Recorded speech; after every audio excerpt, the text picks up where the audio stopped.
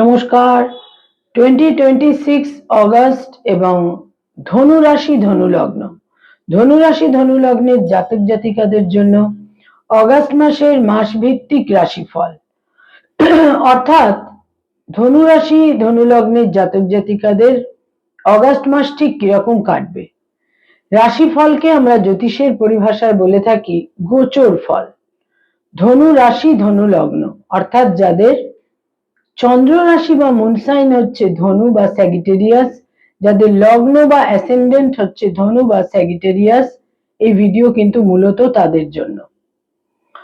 ধনু রাশি ধনু লগ্ন অর্থাৎ আমাদের ন্যাচারাল জোডিয়াকের যেটা 9th হাউস বা নবম ঘর, এবং ধনু রাশি ধনু লগ্নের জাতক জাতিকাদের অগাস্ট মাস ঠিক কিরকম কাটবে, অর্থাৎ কি থাকছে কোয়ালিটি অফ টাইম বা সময়ের গুণগত বৈশিষ্ট্য। অগাস্ট মাসের সময় কতটা আপনাকে ফেভার এনে দেবে বা সময় কতটা এগেনস্টে থাকছে, সেটা জানবার বা বোঝবার জন্য যেটা আমাদের প্রথমে দেখতে হয় তা হচ্ছে ধনু রাশি ধনু লগ্ন সাপেক্ষে গ্রহদের কি সঞ্চার গোচর মুভমেন্ট তৈরি হচ্ছে অগাস্ট মাসে, যে সৌরমণ্ডলে যে সোলার সিস্টেমে আমরা রয়েছি। ধনু রাশি ধনু লগ্নের জন্য একদম ডে ওয়ান, প্রথম দিন যে গোচর সংগঠিত হচ্ছে তা হচ্ছে শুক্রের। শুক্র কিন্তু তাদের দশমে 10th হাউসে গোচর করছে, নবম থেকে দশমে শুক্র গোচর করছে। শুক্র এখানে নীচ রাশিগত হচ্ছে এবং সেই প্রথম দিন আরেকটি গোচর সংগঠিত হবে, তাদের 3rd হাউসে রয়েছে রাহু। পুরো মাসই রাহু 3rd হাউসে থাকবে। এখানে রাহুর একটি নক্ষত্রের পরিবর্তন হবে। রাহু শতভিষা নক্ষত্র, নিজের নক্ষত্র থেকে ধনিষ্ঠা নক্ষত্র মঙ্গলের নক্ষত্রে গোচর করবে। 2nd অগাস্ট তাদের সপ্তমে, তাদের যেটা ষষ্ঠে ছিল মঙ্গল, সেই ষষ্ঠ থেকে সপ্তমে মঙ্গল গোচর করবে। 7th হাউসে পুরো মাসই মঙ্গল অবস্থান করে থাকবে। 5th অগাস্ট ধনুরাশি ধনু লগ্নের জন্য আরেকটি গুরুত্বপূর্ণ গ্রহ বুধ, সেই বুধ তাদের সপ্তমে থাকছে প্রথম 5টা দিন, তারপর বুধ 5th অগাস্ট চলে আসছে আপনাদের অষ্টমে 8th হাউসে এবং 22nd অগাস্ট বুধ অষ্টম থেকে নবমে গোচর করবে। 17th অগাস্ট রবির গোচর, রবি আপনাদের অষ্টম থেকে নবমে গোচর করবে। 17ই অগাস্ট প্রথম 17টা দিন অষ্টমে এবং বাকি পুরো মাস নবমে।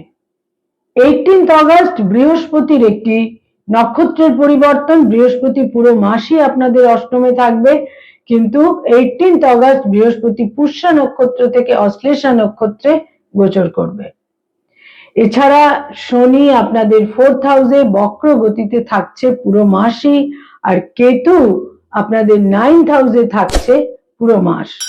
এই হচ্ছে মোটামুটি গ্রহদের সঞ্চার গোচর বা মুভমেন্ট, যে পরিভাষাতেই আমরা বলি না কেন। এবং এখানে গ্রহাবস্থানের ভিত্তিতে ধনুরাশি ধনু লগ্নের জাতক জাতিকারা কি ধরনের ফলাফল পেতে চলেছেন এই অগাস্ট মাসে। 7th হাউসের মঙ্গল আপনাদের নানাভাবে কিছুটা ইনিশিয়েটিভ, উদ্দীপনা, উদ্যম ইত্যাদি নিশ্চিত রূপে দেবে, কিন্তু হেলথের ক্ষেত্রে অত্যন্ত যত্নশীল থাকতে হবে। চোট আঘাত ইত্যাদির সম্ভাবনা থাকছে। হাইপার টেনশন, হাইপার অ্যাংজাইটি, যাদের উচ্চ রক্তচাপ রয়েছে সেখানে সতর্ক থাকতে হবে। পেশি সংক্রান্ত কোনো সমস্যা তৈরি হতে পারে এবং বিশেষ করে হাইপার টেনশন, হাইপার অ্যাংজাইটি, উচ্চ রক্তচাপের ক্ষেত্রে কিন্তু অত্যন্ত সতর্ক থাকতে হবে। আয়ের ক্ষেত্র বা ইনকামের ক্ষেত্র বিশেষ কিন্তু শুভ বলা যাচ্ছে না, সেখানে একটা ঘাটতি, একটা হ্রাস ইত্যাদি তৈরি হবে। ব্যয় ভাব, ব্যয়ের ক্ষেত্রেও কিন্তু ব্যয়ের যে ক্ষেত্র, ব্যয় ভাব সেটা কিন্তু খুব প্রবল থাকবে, কারণ আপনাদের জন্য যেটা দ্বাদশ ঘর ধনুরাশি ধনু লগ্ন সাপেক্ষে, সেই দ্বাদশের অধিপতি সপ্তমে থাকবে। ভ্রমণের কারণে, লিটিগেশনের কারণে, পারিবারিক কারণে, ব্যবসা সংক্রান্ত কারণে ব্যয়ের একটা প্রবল চাপ কিন্তু থাকছেই। যারা কোনোভাবে মামলা মোকদ্দমা, আইনি পরামর্শ, আইনি সমস্যা, লিটিগেশন ইত্যাদির মধ্যে রয়েছেন, এই মাসে অ্যাগ্রাভেশন বৃদ্ধি পেতে পারে। এবং এখানে আরেকটি দিক, তা হচ্ছে মঙ্গল যেহেতু আপনাদের সপ্তমে থাকছে, এই মঙ্গলের কিন্তু একটা ফোর্থের আসপেক্ট আপনাদের 10th হাউসেও থাকছে। সুতরাং কর্মজীবন সংক্রান্ত কারণে উদ্বেগ থাকছে। এছাড়া আপনাদের 4th হাউসে থাকছে বক্রগতির শনি। করে এসেছেন যে কাজের ফল এখনো পাওয়া হয়নি, সেই সমস্ত কাজের ফলও কিন্তু পাবেন। আমরা অনেক সময় কিছু সঠিক কাজ করে আসি, তার ফল হয়তো একদম তৎক্ষণাৎ নাও পেতে পারি, আবার কিছু ভুল কাজও আমরা করে আসি, সেই কাজের ফলও হয়তো আমরা ইনস্ট্যান্ট তৎক্ষণাৎ নাও পেতে পারি, কিন্তু সেই কাজের ফলগুলো পেন্ডিং থাকে। শনি মহারাজ বক্রগতিতে গেলে আমরা সাধারণত সেই সমস্ত কাজের ফলগুলো কিন্তু পেয়ে থাকি। সুতরাং বহু রকমের ফলাফল কর্মজীবনকে কেন্দ্র করে কিন্তু আপনারা এই মাসে অতি অবশ্যই পাবেন। যারা পেরেন্টস, পিতামাতা, তাদের জন্য বলবো সন্তানের স্থান শুভ, সন্তানের সঙ্গে নানাভাবে একটা নৈকট্য তৈরি হবে, সন্তানের দূরযাত্রার যোগ থাকছে, সন্তানের অ্যাচিভমেন্টের যোগও থাকছে। যারা ফ্যামিলি প্ল্যানিং ইত্যাদি নিয়ে ভাবছেন, সেখানেও কিন্তু এই মাস যথেষ্ট শুভ।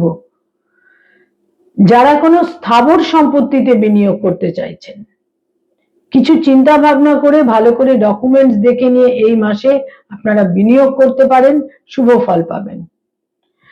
যারা লোন বা ইত্যাদি নিয়ে চিন্তা ভাবনার মধ্যে রয়েছেন, সেক্ষেত্রে কিন্তু এই মাস জটিলতাপূর্ণ। উদ্বেগ, অস্থিরতা, কিছুটা দুশ্চিন্তার ক্ষেত্র তৈরি হতে পারে। যারা শত্রু সম্পর্কে বিচলিত, অপোজিশনদের নিয়ে চিন্তিত, সেখানে এই মাস বিশেষ কোনো জটিলতা তৈরি করছে না।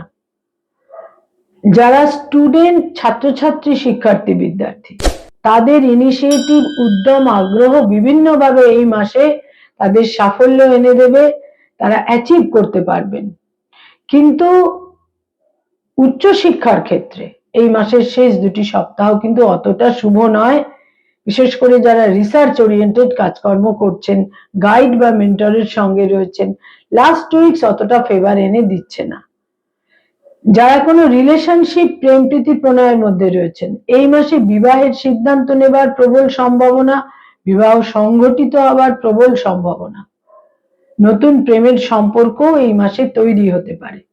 যারা অলরেডি বিবাহিত দাম্পত্য জীবনে রয়েছেন, তীব্র মত পার্থক্য, পার্টিকুলার কিছুটা ইস্যু তৈরি হতে পারে, এবং সেখানে কিন্তু মতভেদ, মত পার্থক্যের যোগ থাকছে।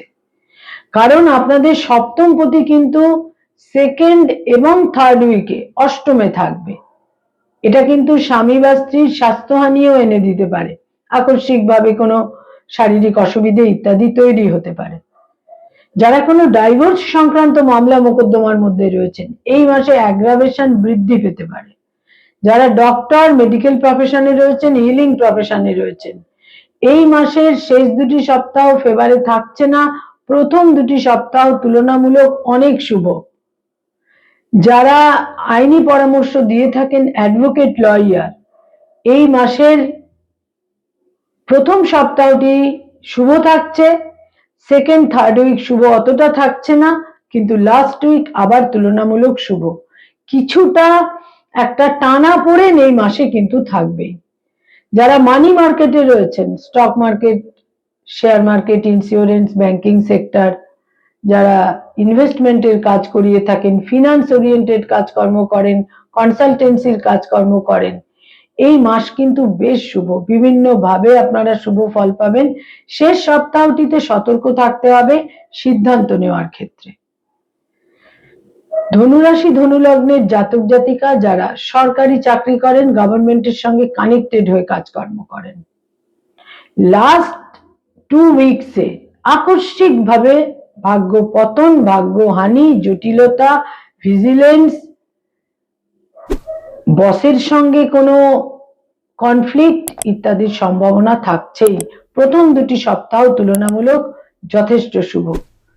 যারা বেসরকারি ক্ষেত্রে রয়েছেন, আইটি সেক্টরে রয়েছেন, সেখানে কিন্তু এই মাসে দূরযাত্রার যোগ থাকছে এবং আকস্মিকভাবে যে জটিলতা ছিল সেখানে একটা স্বস্তি, শান্তি, স্থিতিশীলতা তৈরি হবে। যারা নতুন জব সার্চ করছেন, কর্মলাভের প্রবল সম্ভাবনা, আউট অফ স্টেট বা অন্য কোনো স্থানে যাওয়ার প্রয়োজন হতে পারে।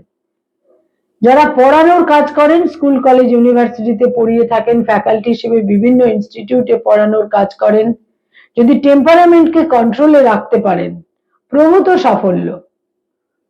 আপনাদের কমান্ড অন্য মানুষরা কিন্তু একটা জায়গায় ফলো করবে বা অ্যাকসেপ্ট করবে, রিসিভ করবে।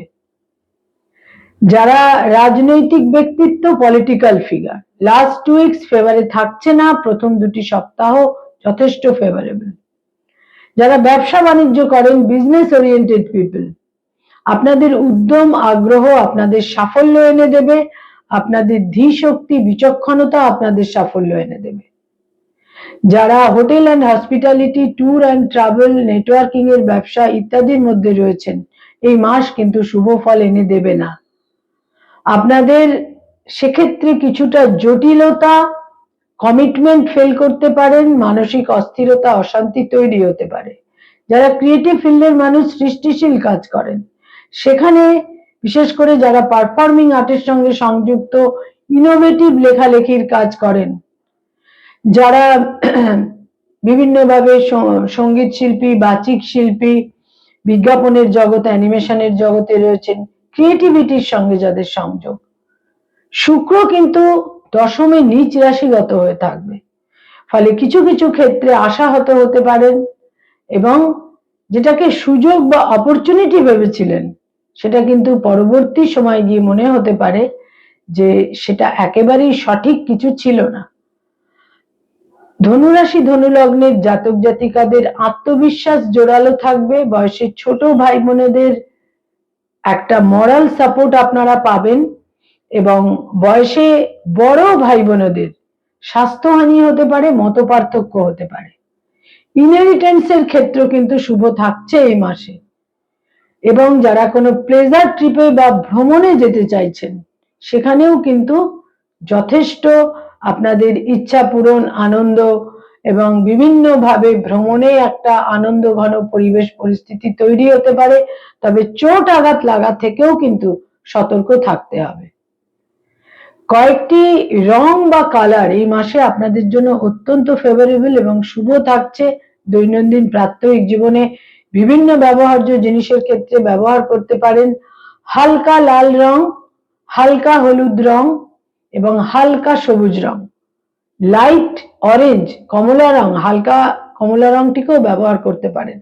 এই রংগুলোকে ব্যবহার করুন পোশাক আশাক, দৈনন্দিন বিভিন্ন ব্যবহার্য জিনিসের ক্ষেত্রে বিভিন্নভাবে শুভ ফল পাবেন।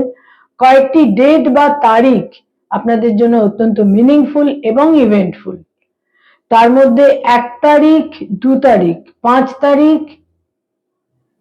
7 তারিখ, 11 তারিখ, 14 তারিখ, 17 তারিখ, 19 তারিখ, 22 তারিখ, 26 তারিখ, 29 তারিখ এবং 31 তারিখ, এই ডেটগুলো অত্যন্ত মিনিংফুল এবং ইভেন্টফুল। একটা দিকের কথা বিশেষভাবে মনে রাখতে হবে, এই মাসে চতুর্থে শনি বক্র গতিতে থাকছে এবং দশমে শুক্র নিচ রাশিগত হয়ে থাকছে।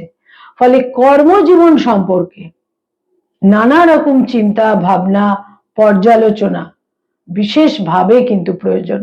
নমস্কার।